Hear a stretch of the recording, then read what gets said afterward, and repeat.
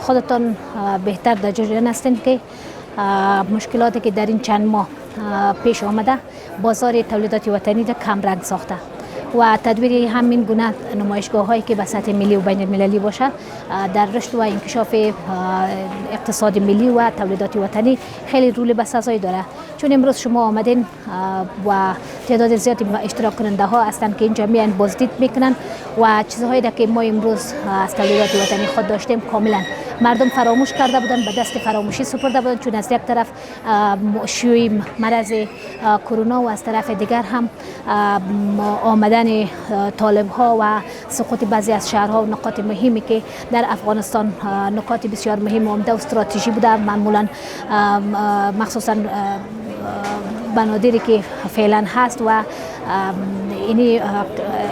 یک مشکل را که آورده بود کم کم از بین میبره و دوباره به ذهن مردم تولیدات وطنی را تازه و زنده میسازد.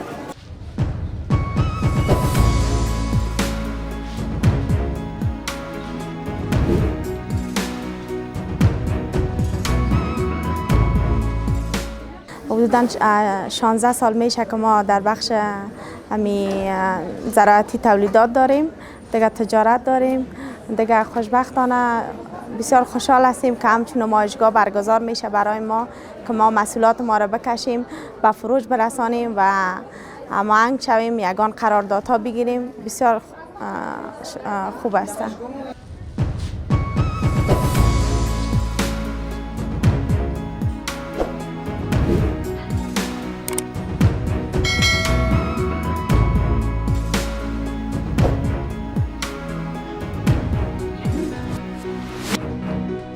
نمایشگاه هایی که در مجموع دایر میشه بالای تولیدات داخلی ما تاثیرات مثبت خود می داشته باشه، چون ما فروشات آنلاین داریم. ما امروز مشتری روبرو دیدن نمیکنیم و اینجا که مشتری ها میاد تولیدات خود میبینن، تولیدات وطنی رو میبینن، بیشتر تشویق میشن و اعتبارشان و اعتمادشان بالای کمپانی زیادتر میشه و ما مثلا هر نمایشگاهی که دایر میشه پس که میریم بیشترین محصولات ما به فروش میرسه و همچنان مشتری های دائمی رو ما کسب میکنیم.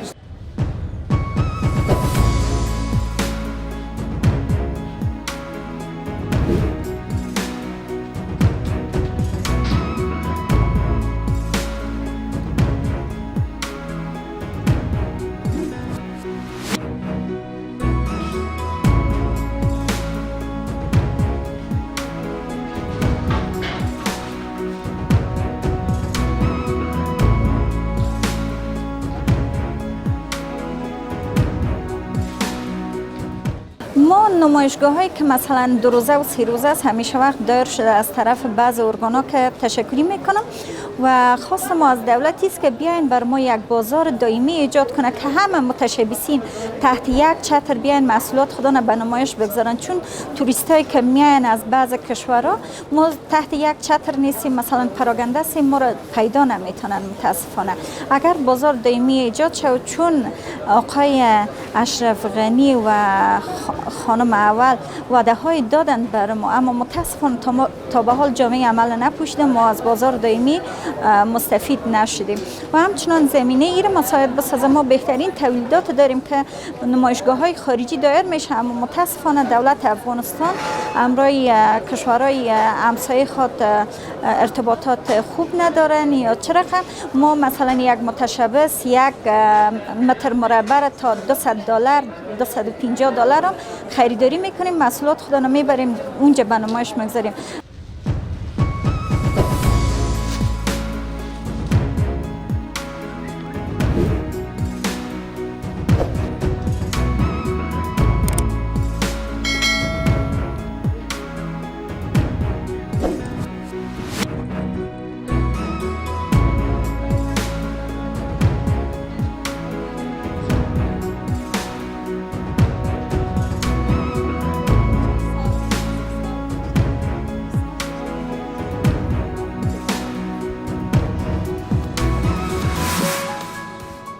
اصلا خو این نمایشگاه تقریبا ما 8 کشورم دعوت کردیم که ما امانگی داریم با 8 کشور. ما بر علاوه که مثلا داخل از کشور و خارج از کشور هم سفرهای داشتیم در نمایشگاه. بر خاطر همین دید بازدید افغانا و به خاطر ما میخوایم که این مسئولیت که چیزی که در افغانستان با نمایش بگذاریم و بسیار خوب است بر کسایی که دید بازدید میکنند، یعنی خوب است برشان.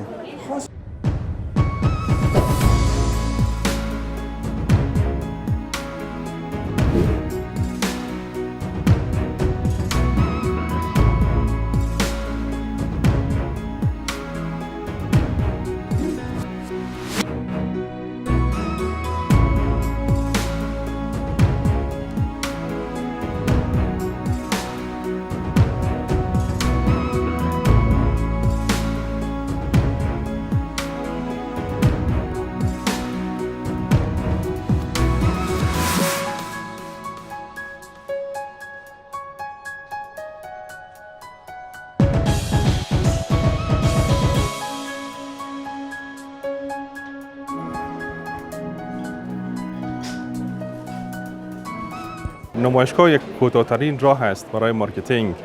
که ما اینجا میتونیم مستقیم با کنزیومر یا استفاده کننده روبرو شویم و بسیار گپ خوب است. نمایشگاه در سطح دنیا گرفته میشه به گونه‌های مختلف به کشورهای پیشرفته و نحو خودشان و در افغانستان هم یک پدیده تقریبا تازه هست و ما استقبال میکنیم، چون از نمایشگاه ما خیلی استفاده خوب داشتیم، اما نمایشگاه قبلا بوده ما استفاده خوب کردیم. و یک راه دیگه هم است که با دوستایی که در ادارات دولتی هستند اینجا ما از نزدیک میبینیم و مشکلات ما را درک میکنن و برشان گفته میشه.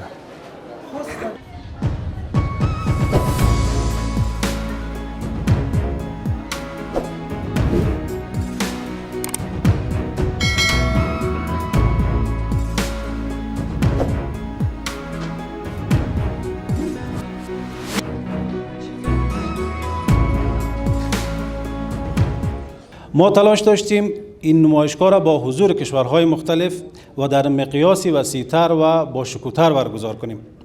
اما مشکلات مانند بحث کرونا و قرنطین، افزایش ناامنی در کشور، کنسل شدن بسیاری از پروازهای داخلی و خارجی باعث شد که با لطف و عنایت خداوند متعال موفق به برگزاری نمایشگاه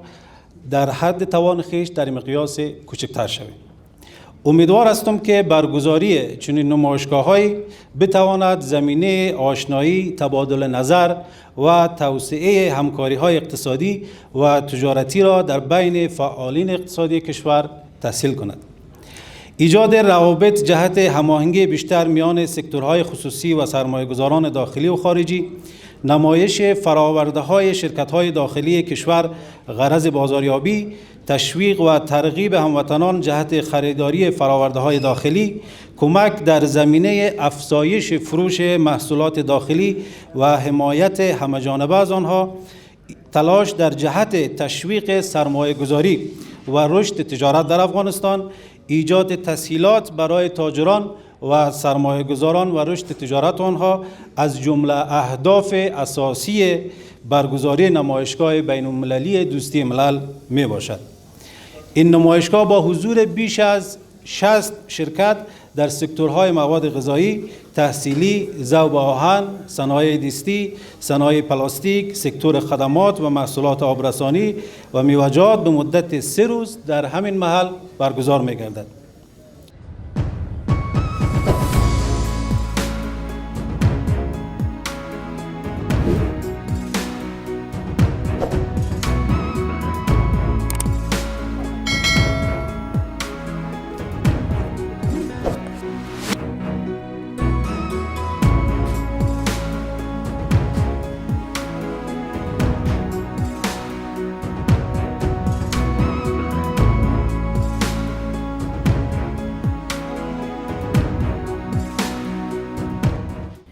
وزارت صنعت و تجارت به عنوان بانی و حامی سکتور خصوصی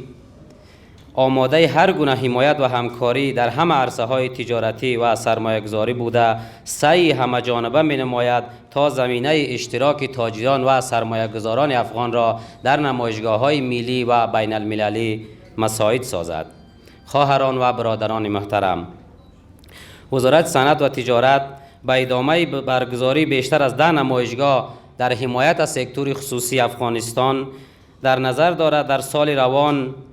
که در 2 ماه آینده نمایشگاه بزرگ اکسپو با اشتراک 190 کشور در امارات متحده عربی برگزار می گردد با حضور تاجران و سرمایه‌گذاران افغان هم از خواهرها و برادرها اشتراک نماید که خوشبختانه وزارت صنعت و تجارت تمام آمادگی‌هایش را در این مورد گرفته و پاویلیون بزرگی را به خاطر اشتراک شما تهیه نموده است